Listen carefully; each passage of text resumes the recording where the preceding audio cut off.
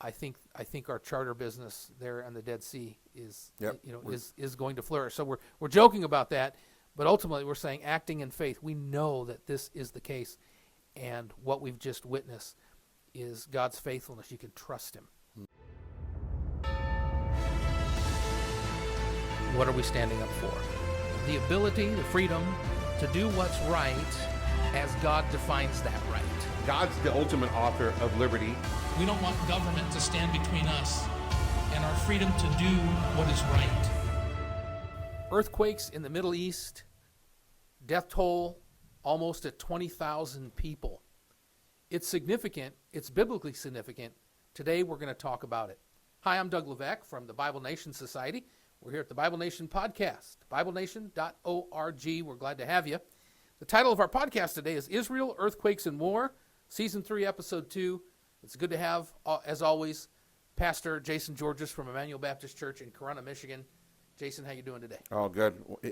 Israel, Middle East, Jerusalem, all of this back in the forefront of in apocalyptic terms almost. Yeah, and so there's so many things we've talked about literally for decades, and yet with this one earthquake, it brings all these factors together to where we really can't ignore them, and maybe we really didn't even imagine them all coming together in this particular fashion. But I think it's worth talking about today, in a prophetic way, how we can address our congregations and our friends regarding the issue. Obviously, it's a very sad thing that we're approaching 20,000 people dead, and it's going to be more. Mm-hmm. It's going to be a lot more. And that's significant. That happens in a moment. There's an earthquake. It lasted 3 minutes, and at the end of it, there's 20,000 people dead plus. Mm-hmm. And the whole world is looking at it. The whole world is sending aid there. It's, the lead on the news, and yet it's right smack in a significant contrast of war between Russia and Ukraine. Russia's also in Syria. Israel and Iran. It's kind of smack dab between all of that. It's like an epicenter of all those different things.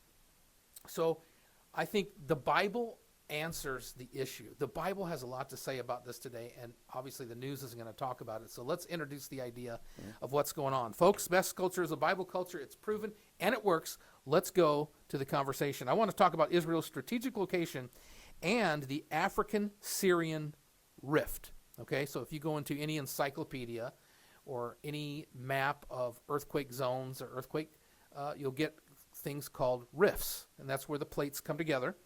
And the African-Syrian rift runs from the Red Sea and runs up all the way up like the Jordan River, all the way up to the source of the Euphrates River, which really is the epicenter here, up in the Turkey-Syrian border.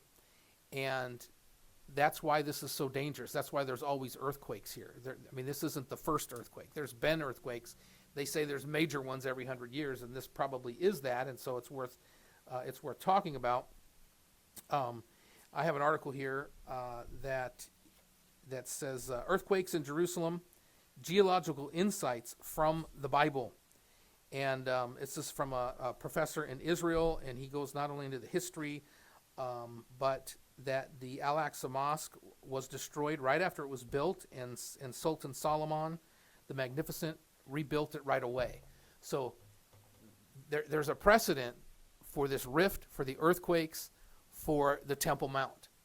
And, nobody in the news really talks about that, but in Israel they're talking about it. In the Arab world they're talking about it.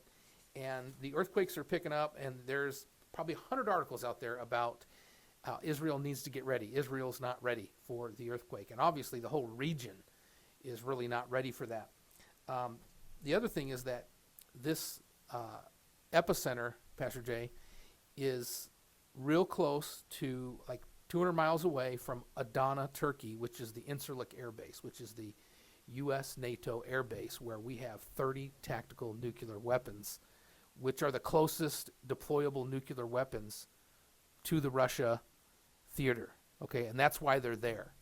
And the air base itself had some damage, but everybody was accounted for. There was no injuries. But the city of Adana, right outside the gates, had all kinds of destruction and issues and injuries and everything else like that. So you put all that together at one time, you have an issue that's bigger than what the press is talking about, just the recovery, process. In 20 plus years of the Afghan-Iraqi war, the United States lost just under 7,000 people dead. That's 20-some years, 7,000 people dead. This is 3 minutes, 20,000 plus people dead. This is a significant thing. What do you think Christians can and should be doing for helping the situation?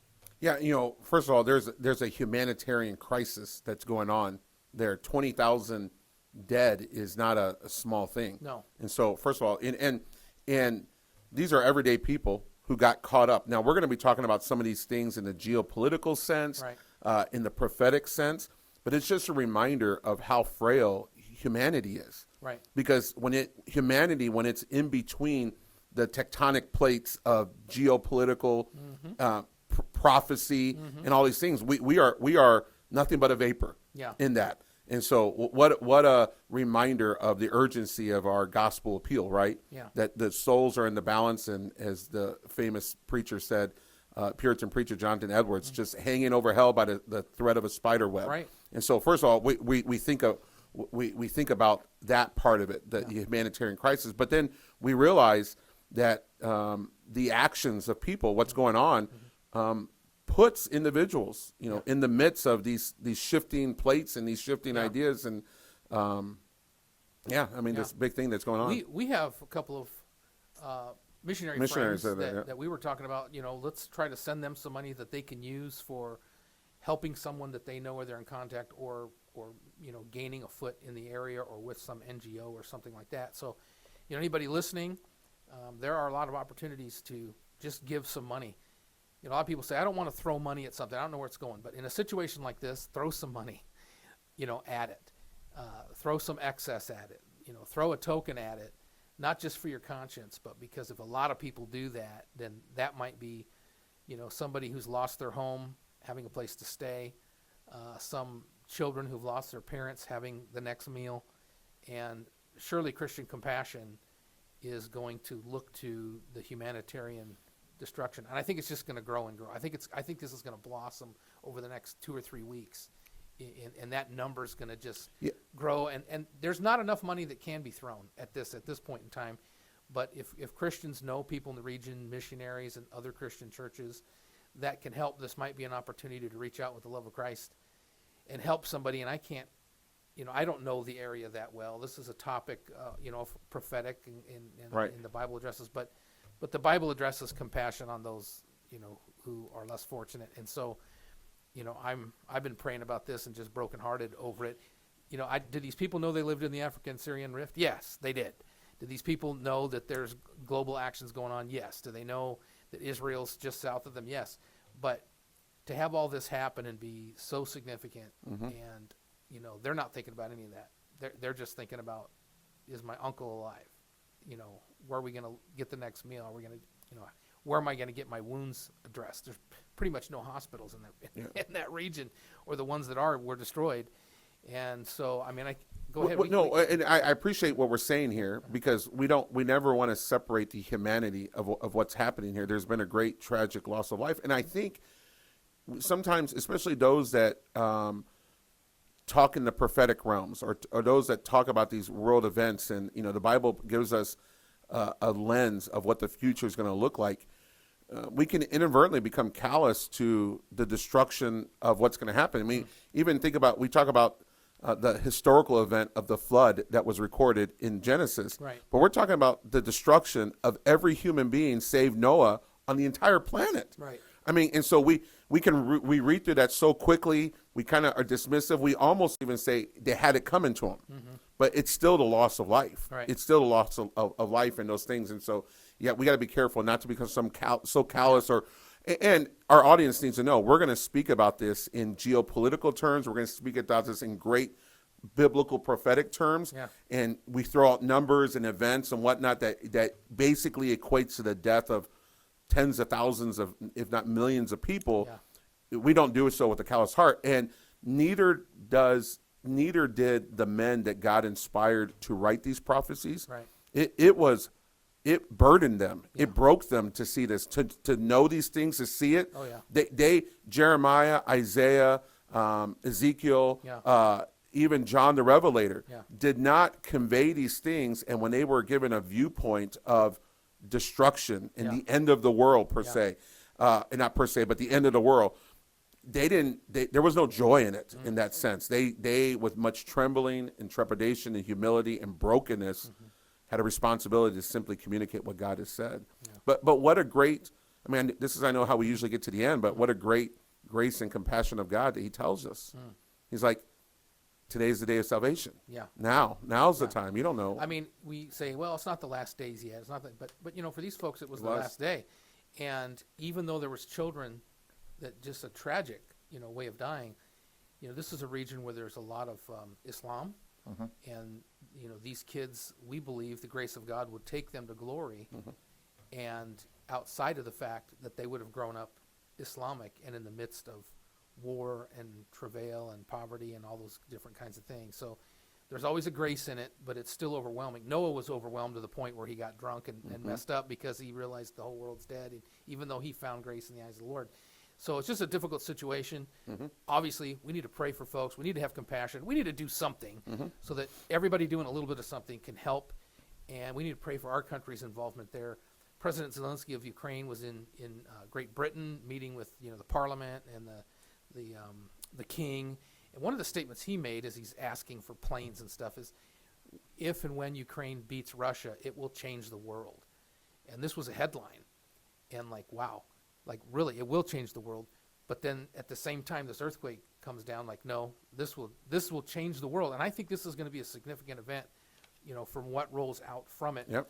And people need to realize that, yeah, there might have been a Pangea where all the earth was one and it broke up and then it came back together, but God is still the one that created the rifts and controls, you know, earthly actions and weather actions. And, you know, people have said that the core of the earth has stopped spinning, and, you know, the green comets coming through, and the, you know, whatever, but God is the one that wrote the story. He's the Alpha and the Omega. He knows the end from the beginning.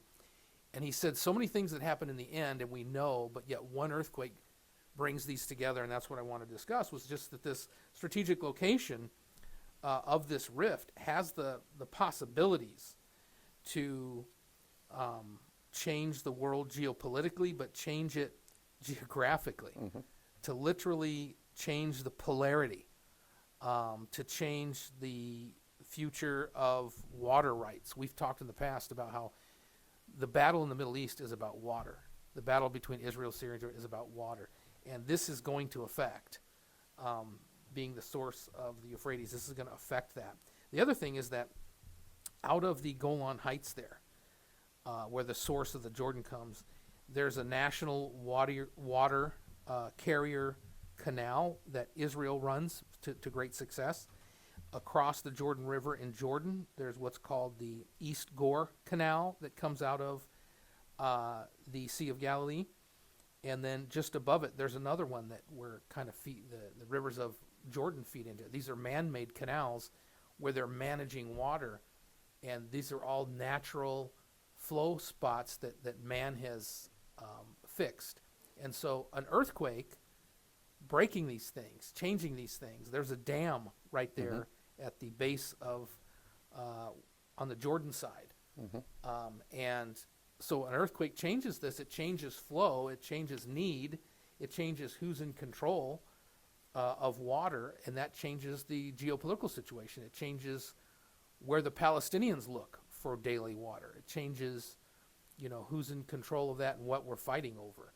And those are things that God prescribed that then man has to deal with, and that an earthquake accentuates, you know, overnight. Yes, Revelation talks about earthquakes. And there's always been earthquakes, and they've always been damaging, but this brings a whole lot of stuff into focus that, you know, I think get us to talking about the prophetic implications, really. So the first one is the Dead Sea coming to life.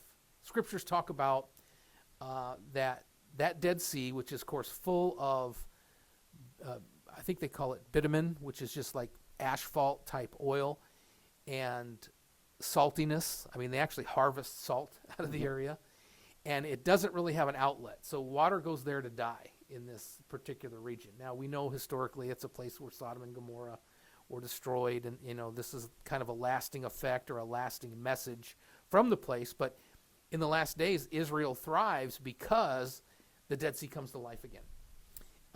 There is a CBN video. You can probably watch it on YouTube, and it's Stakelbeck, Eric Stakelbeck. And he's going to the Dead Sea, and he's looking at how all these freshwater inlets somehow are starting to come into the Dead Sea. There's literally fish at these little inlets at the Dead Sea again. So it's already happening subtly, the seepage from previous earthquakes and then just time. But an earthquake of this nature really has the capacity to affect that whole rift and open up water flow and change even man-made canals and affect the Dead Sea, and in effect then fulfill this prophecy that seems so outlandish that man could never really even fix. And that would definitely be a sign of the last days. Yeah. Israel's a nation. They're in the land. The Dead Sea's swimming with fish again. And then all of a sudden there's this event, an earthquake, why not, that changes that and makes Israel in command of water, fresh water, fishing, food, geographic control. Even the Palestinians will have to look to them with a different hand. We gotta. So you're referring to Ezekiel 47:8-10. It has that prophecy. Yeah. If we really had faith, we would go by the domain name Dead Sea Charters. Yeah, there you go. Dead Sea Charters. If we really had faith, If we really, we would be putting a couple of boats out there. yeah, we would get ahead of it. Yeah. We would get ahead of No, it. listen, that is a great T-shirt. That's a great hoodie. Dead Dead Sea Sea Charters. Fish It of- will live again. Yeah. It will live again, right? And then put Ezekiel All right, 46. we That's- got to that's do it done. before this goes live. That's done. Go on our website, BibleNation.org. Order the shirt now, Dead Sea Charters. That's like one of those shirts. Like if you know prophecy, you know. Well, yeah, and so this was an idea spawned here, Pastor Jason Live Georges. on the podcast. So that's one of them. The other thing is, I got a couple articles here Yep. that I didn't really prepare the staff with, but for years, here's an article: Palestinian clerics warn of Israeli plot to cause artificial earthquake to topple Al-Aqsa. Wow. Now, I know Mossad is special, but I don't know that they could really affect that in such a way. But the Palestinians certainly think so, and there's a dozen articles out there where the Arabs think that this is how it's going to happen. Someday, there's going to be an earthquake, Israel's going to be responsible, and the Al-Aqsa Mosque, which is old, which has already been destroyed and rebuilt once from an earthquake, is going to happen again, and that's going to give Israel opportunity to be there. And, of course, in the news, Israel's there. Their latest election was all about right-wing conservatives marching on the Temple Mount saying Israel has a right to worship here, et cetera, et cetera.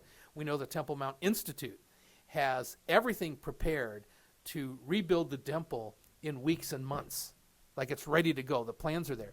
The priesthood is being reestablished. The red heifer is there so that the ashes of the red heifer can consecrate and anoint the priesthood again so that they'd have a priesthood. Which would mean what? Which would mean sacrifices again on the Temple Mount, which prophecy says, that the Antichrist will make the offerings to cease. And so how can we be, what will start weeks and months a rebuilding and have offerings on the Temple Mount with a sanctified priesthood? Could it be an earthquake? And so the size and scope, the timing of this puts, Israel's in the headlines every single day, even if you're not trying. It's there. Why? It's such a small country. And that's because God has made it so. He knows the end from the beginning. He wrote the script. He's the author and finisher of the faith. And here's another article, Jewish News Service, with quake fears looming, Israel races to protect ancient sites. And it's talking about the Temple Mount. And so if, we've been to Israel, there's always scaffolding up around the Temple Mount. They're trying to preserve stuff because those walls, even the floors, actually prove an ancient Hebrew temple. And so they are actually trying not to destroy it. They're trying to protect the infrastructure. It's their claim to the land. No, we were here first. Tell about the time that you got to go on the Temple Mount to the Eastern Gate. No, Yeah. on the Temple Mount. Of course, you can see the Eastern Gate externally Right. from the Mount of Olives. You can see it, and it's all blocked over. But had an opportunity to get up on the Temple Mount and walk around the mosque, and I just kind of wandered away, and because the Eastern Gate is on the back side of it, where you go up to the Temple Mount, and sure enough, it's all blocked up on the inside. I mean, they are determined not to let someone walk through there. Of course, the Bible says that Jesus is going to return to earth, and he's going to put his foot down on the Mount of Olives and walk across the valley there, Kidron Valley, and that he's going to go through the Eastern Gate. Yeah, and it's Zechariah chapter 14. And that event is indicated with an earthquake. Yeah. He steps on the temple, he steps on the Mount of Olives, and it breaks. Yeah. So this idea is like, for all that modernity brings, technology, we're sending men to space, we want to go to Mars. Right. There is still this mighty mystery and something outside about an earthquake. Right. That all of human history has seen as the hand of God. Right. It's almost like the proverbial lightning striking, right? Right. It's out of our control. Right. That even these earthquakes are out of our control. They're bigger than us. Right. And they are seen, even the natural man, the unsaved man, the unbelief, but by virtue of his creation, looks at these events and goes, there is something bigger than I working on the world that I'm involved in today. Even if Russia has got a radiation machine weapon that can direct something, that would affect something, even if Israel had some sort of vibration technology, even if America could use radio waves, even if China could have earthquake balloons, Right. doing this, even if that was the case, or all of it coming together as one, this would be the right spot for that to happen. But you and I are saying, no, this is what God said was going to happen, whether by man or whatever. But this is something I don't think we can control. Nobody would plan 20,000 dead unless they're just absolute monsters. Well, I think you and I would, and I know we're kind of jumping around a little bit here, but I think you and I would share the opinion that prophecy is not the prediction of human events. Prophecy is the very gravity drawing human events. It's the table of contents, right. It's the track telling you what the next chapter is. But it wasn't like a lucky guess. It's not Nostradamus. Bible prophecy is the tractor beam. Yes. We can't get out. You ever remember the sci-fi movie? Yeah. You get in the tractor beam, you can't escape it. It's Right. pulling you in, right? And so Bible prophecy, the devil himself has tried to escape and is trying to escape, alter the tractor beam of Bible prophecy, and you can't. Physics.org, Israel can expect a major earthquake of 6.5 on the Richter scale in the coming years. And boom. Evidence for the Bible, prophetic evidence for the Dead Sea coming alive. Jerusalem Post, from Sodom and Gomorrah to Ezekiel's prophecy, new life at the Dead Sea. This is stuff that people are recognizing that are talking about, but they're not linking to Jerusalem. They're not linking to, this is just an earthquake. This is an earthquake that's separate from the war. It's just bad timing. The fact that water is shifting under the rift, this is something. But I'm saying there's too much out there to not kind of point to the providences of God, the prophecies of the last days, and God getting ready to just, flip that switch. Correct. So the timing of Russian-Iranian desperation, Ezekiel 38 does talk about where what we think is Russia and what we think is Iran, Persia, are coming together against Israel, and they're going to move south. There's going to be a hook in the nose. God's going to bring them down. In other words, it's going to be God's prophetic event. It's not going to be Russia wanting to come down or even Iran wanting to come down, but it's going to be God forcing them to come down. Maybe it's, oil drilling in the Mediterranean. The oil fields that Israel has are called Leviathan oil fields.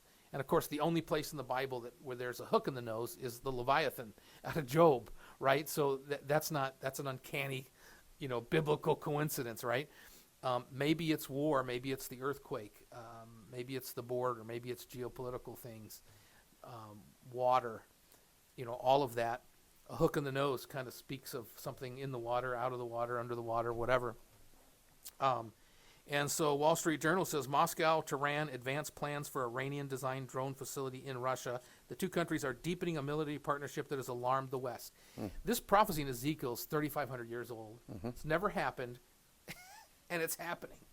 It's happening Well, right and now. it hasn't even never happened. The construct for it to happen Yeah. has never happened. Because So- of Israel. Right. Yeah. Okay, so this is equivalent or in the same prophetic seismic scale as the formation of the nation of Israel in 1948. Yeah. In other words, it was hard even for theologians to conceptualize it because Israel did not exist as a nation. Right. But now Israel exists as a nation, and now it allows theologians to look in the scriptures and go, that wasn't even in the realm of our human possibility. We No. couldn't even see it, but now here it is, and now it unlocks Yeah. a lot of prophecy. And so now we have these Gog and Magog. We have this Ezekiel 38 and 38 prophecies, and yet we got that's an impossibility. That Right. construct can't even And happen. yeah, it's literal. And now here it is. Yeah.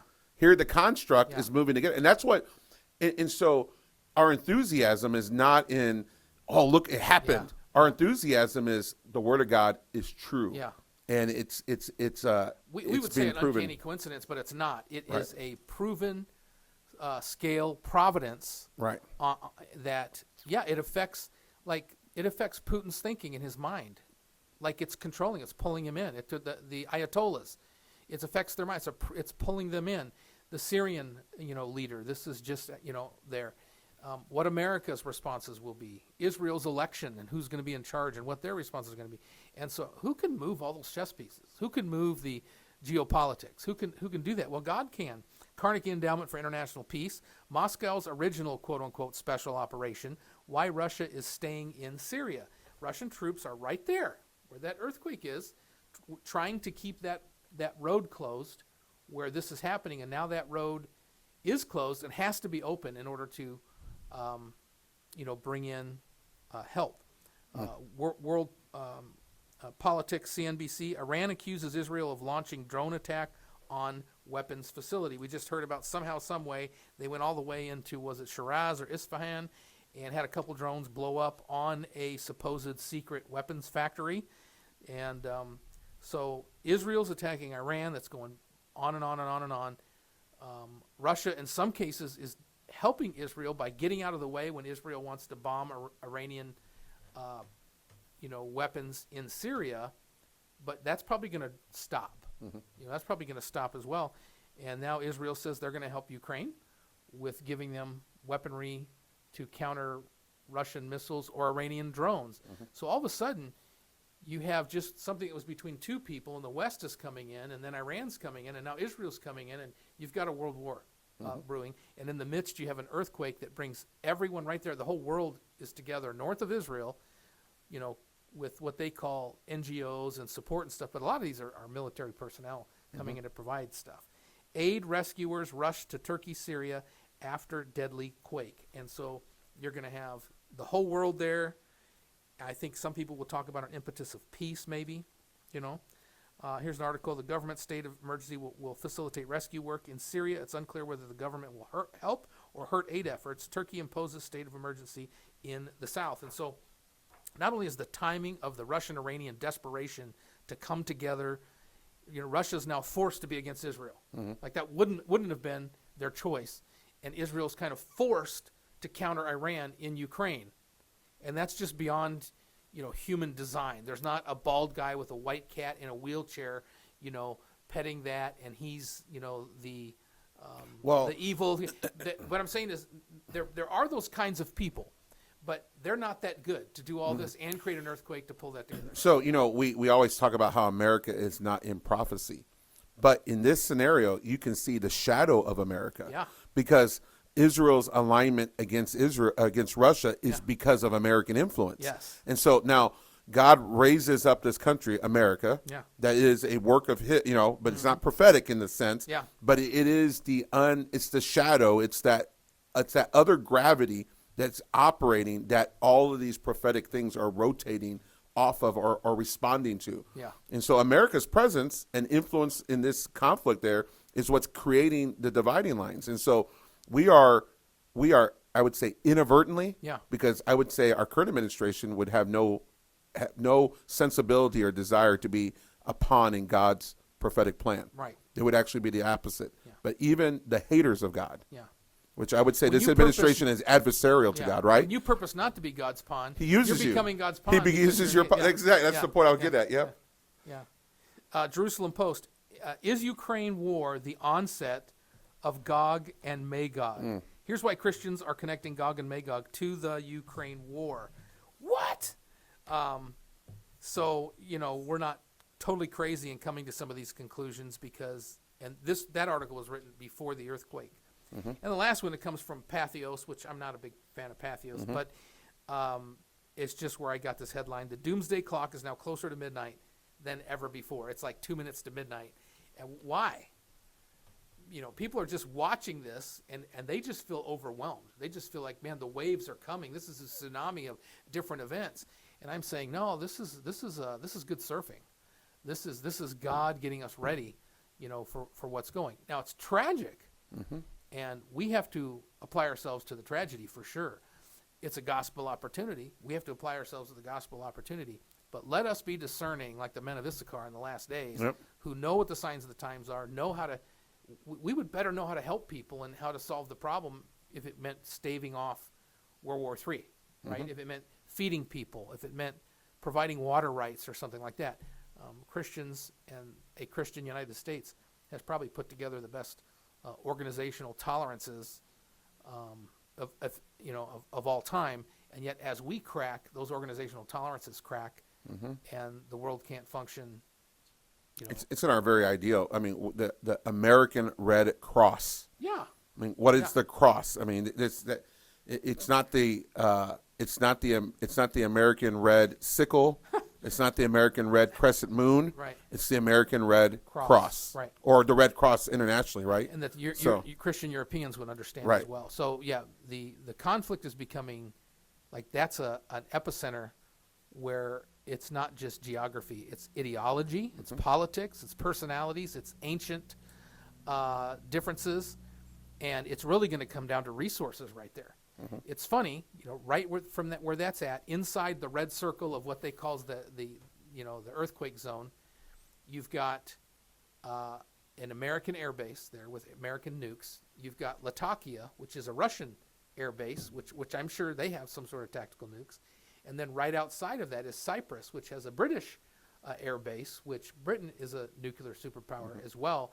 And those three people are all there with more or less some interest in Israel. They've all backed Israel at one point in time or another and yet tried to be offish. And, of course, Israel's offish as well. And then this earthquake just kind of ties it all together. To me, it's like a fruit basket upset. And what's going to come out of that is going to very much affect the four-way conflict of war that's in the area. It's very much going to affect Israel's influence in the region because the Bible ultimately says from the Nile to the Euphrates. It's going to very much affect water and oil control because whoever controls that's going to be able to feed everybody or water everybody. And so this is going to lift Israel up, and the implications for Jerusalem is not only going to put it up, but Israel itself is going to say, we're a light to the nations, and Jerusalem now is going to be restored to its kingdom, and they're going to be ready for an antichrist. So, which is what the Bible says. They're going to put somebody forth as some sort of messianic type figure, which, the earth is more and more looking for that. Even the United States, Biden's a messianic figure, Trump's a messianic figure. Everybody wants to treat these totally faulty people. By the way, Trump just came out and, we want DeSantis to be the next Messiah. And Trump just came out and said that DeSantis, was grooming young girls. And I think that's interesting that Trump would charge someone when he's still in court for grooming young girls. Paying off prostitutes. Right. So, the world we live in is just silly. And the devil's grasping, and it's all lies. We talked last week about artificial intelligence, where every news article that comes by is aggravated and run through, how popular it's going to be. And so truth doesn't matter. And then as soon as it gets out there and receives data as its response, it changes the headline and changes the information so you don't really even know what you're getting information-wise. So you have to be careful about that. So rather than use the Google bar and try to get information, I think we need to go to the Bible. and see what it says, and that's where we're going. And that's the last days. When we get to the point where it's just the Bible is the only North Star. And Pastor Jay, you had some scriptures over Jerusalem, which is the North Star. And so why don't you close us out by putting us in? I think it's apropos. I do want to read the Zechariah prophecy, because we really kind of ran around it a couple of times. It's Zechariah 14, verse 4. And his feet shall stand in the day upon the Mount of Olives, which is before Jerusalem on the east, and the Mount of the Olives, and the Mount of Olives shall cleave in the midst thereof towards the east and towards the west. And there shall be a very great valley, and half of the mountain shall remove toward the north, and half of it toward the south. And ye shall flee to the valley of the mountains, for the valley of the mountains shall reach unto Azai. Yea, ye shall flee like as ye fled from before the earthquake in the days of Uzziah the king of Judah. And the Lord my God shall come, and all the saints with thee. And so this is the second coming of Christ. This is not the rapture. This is all the rapture participants coming back with him in this moment. He's literally we're not meeting him in the clouds. He is stepping foot on earth. So we who see ourselves as rapture participants and then second coming participants see something like this, and we're not disaffected by the sadness of cultural differences and geopolitical realities and earthquakes and death and dying, or people needing water or oil. We're not disaffected by that. We understand the realities of it. We're just amazed that God is in control of it all, and that he's steering men and nations and resources and plates in ways that no single person or entity could possibly do, and that the devil is doing everything to probably go against. And yet it's happened in such a way that the press is dancing all around it, and yet not coming to the conclusion. Yeah, we should function like the athlete that the scoreboard says he's losing, but he knows he's going to win. Right. And he looks up at the scoreboard and says, "Oh, third quarter, we're losing. Right. Don't worry, we're going to win." Right. I mean, I was about to say the Tom Brady, but 28-3. probably not the greatest biblical model for us to follow up, Right. but maybe in that sense, you know what I'm saying? We'll finish with this. Psalm 48. I was reading in my devotions this morning. This psalm has everything to do with Jerusalem. Great is the Lord and greatly to be praised in the city, that's Jerusalem, in the city of our God, in the mountain of his holiness, beautiful for situation. The joy of the whole earth is Mount Zion. On the sides of the north, the city of the great King. God is known in her palaces for a refuge. For lo, the kings were assembled, and they passed by together, and they saw it, and so they marveled. They were troubled and hastened away. Fear took hold upon them there, and pain as of a woman in travail. Thou breakest the ships of Tarshish with an east wind. As we have heard, so have we seen in the city of the Lord of hosts, in the city of our God. God will establish it forever. Selah. Wow. You know, in one earthquake, 1 3-minute period, he could vanquish enemies. He could set up kings and kingdoms. He could change whatever situation is going on there. And so we've just had a foretaste of glory divine. Yep. I've been to Jerusalem. You've been there.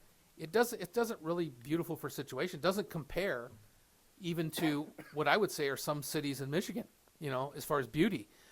And I'm not talking about Detroit. Right. You know what I'm saying?